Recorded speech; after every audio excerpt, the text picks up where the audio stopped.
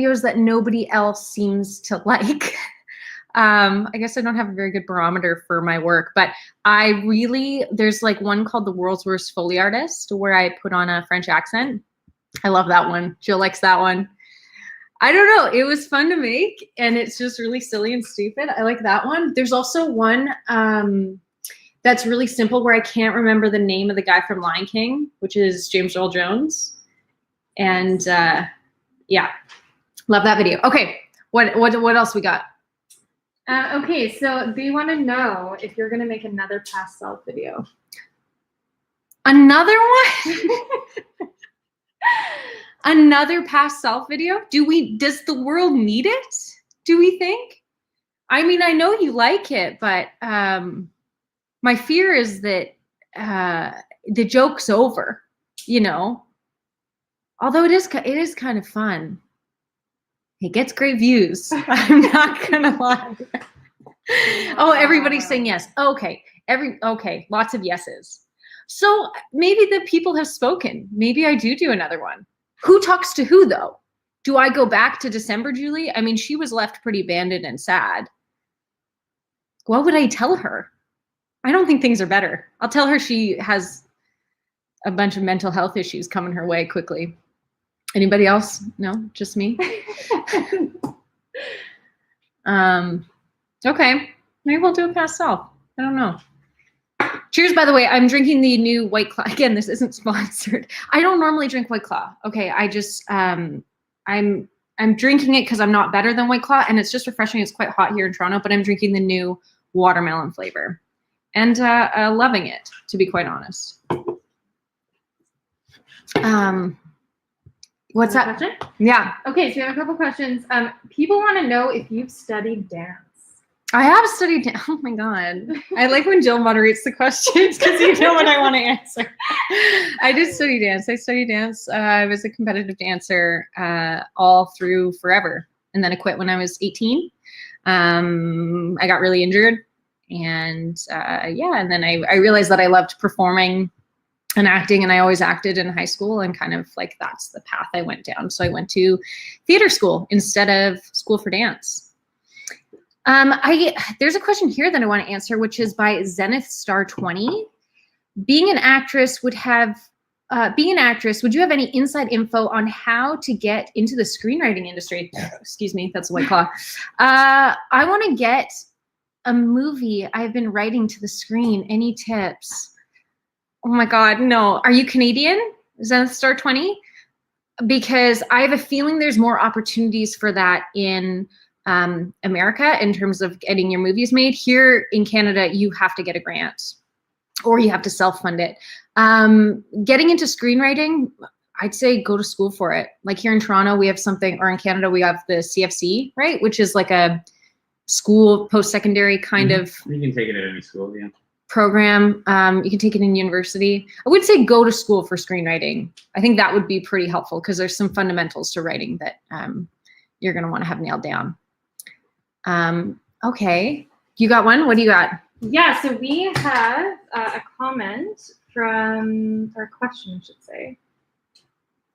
And they want you to point out Netherlands on the globe. So I'm going to get you your globe. Of course I can point out Netherlands. Everybody, Jill.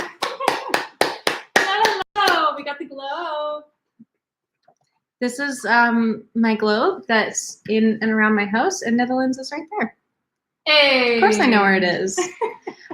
This is a globe that we got in the garbage can, and it's a pre-USSR falling apart globe, so it's got lots of old countries on it. I find it fascinating. I like playing with it. It's right over there. This Cy the Olympian has a shout out from Ottawa, Ontario. Having lunch while watching your live. Sick. I hope your lunch is tasty. What place would you love your friends / family? What place you love would your friends / family be surprised to find you? Grammar on that question is tough.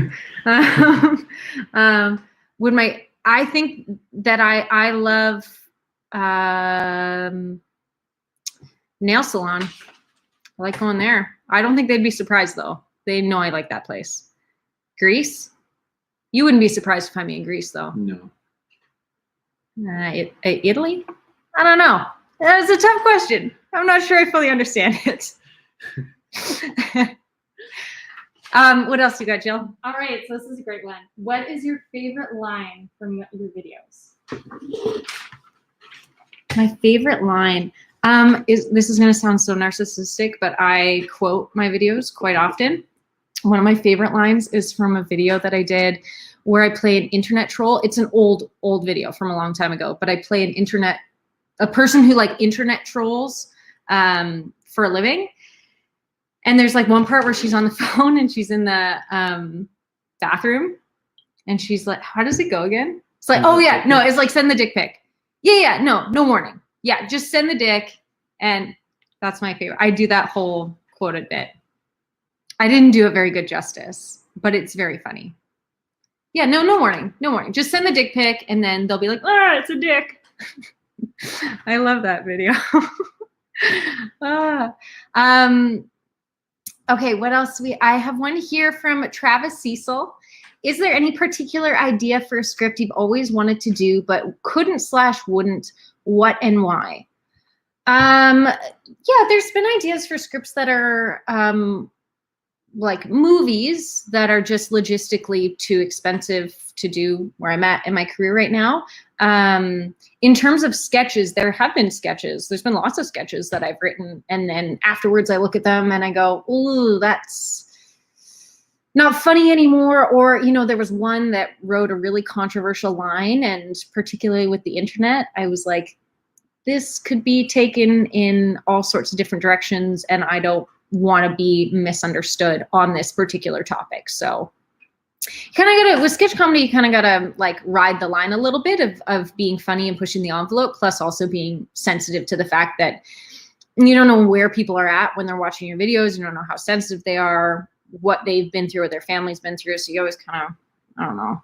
You're not gonna make everybody happy, but at least you can try and not offend everybody.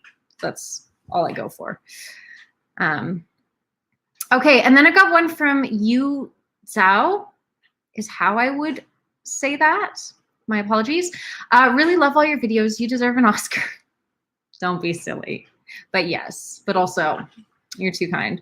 Thanks for bringing some high quality comedy in these days. Well, thank you. That's so kind of you. You didn't have to write that. And I appreciate that you did. Okay. What do you got, Jill? All right. What is your main source for inspiration? Where do you look?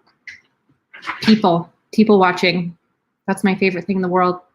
Watching people behave on social media, I think is really telling. I always can tell. I realize I'm really good at telling whether or not people are single on social media, because some single people post certain types of content that I go, you're peacocking. You're wanting to get one specific person to watch that thing that you just post. Yeah, I think people are fascinating, and me also, like issues that I have in my life. Tyler says, how do you deal with creative burnout / fan demands? Burnout is real. How do I deal with it? I don't know. The YouTube machine is such that you have to keep creating weekly. And if you're not actively creating, you're going to be penalized by the algorithm. So I guess the like fear of not doing very well makes you constantly create. But I've made, like, you guys know, I've made bad videos that aren't great. But I think the act of creating while you have burnout and like pushing yourself to like dig a little bit deeper when you think there's nothing left, that can result in some really cool stuff. I'm trying to think of an example. There was a sweeping video, if you guys recall, that I'm like sweeping up a line of dust. That video was made in the middle of a not a great time in my life. And it's interesting because I'm glad we made it. Like, I think that it's fun and funny, but it was really, really hard to make. And I think it seems really simple, but that was like, was pretty low. Yeah, I wouldn't have made it otherwise. And I'm